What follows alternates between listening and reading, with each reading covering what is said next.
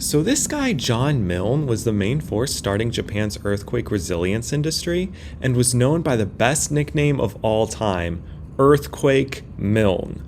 Earthquake Milne. Like, dude, you know you're cooked when you're introduced to anyone known as Earthquake anything.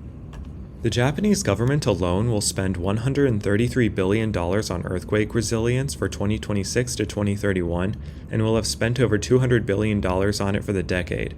So it's not too much of a stretch to say that since seismology began in Japan in the 1880s, that over $1 trillion has been spent on earthquake resilience.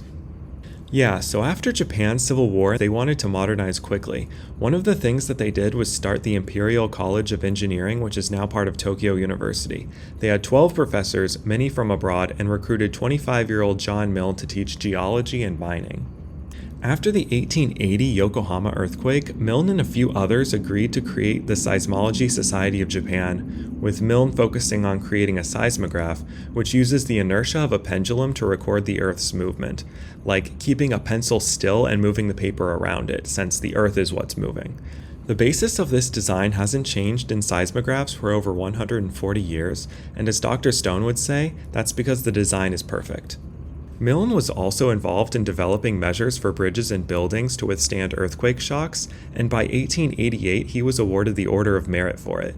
It's obvious that very quickly the Japanese government came to realize that this geology teacher was helping Japan make rapid progress on the extremely important issue of earthquake resilience.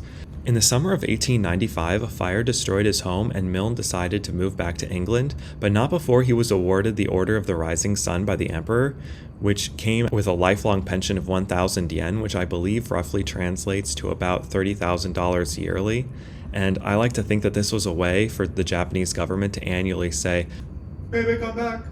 Anyway, I thought it was worth making a video about this guy since he's barely mentioned on YouTube despite his huge influence in modern construction and having the greatest nickname of all time.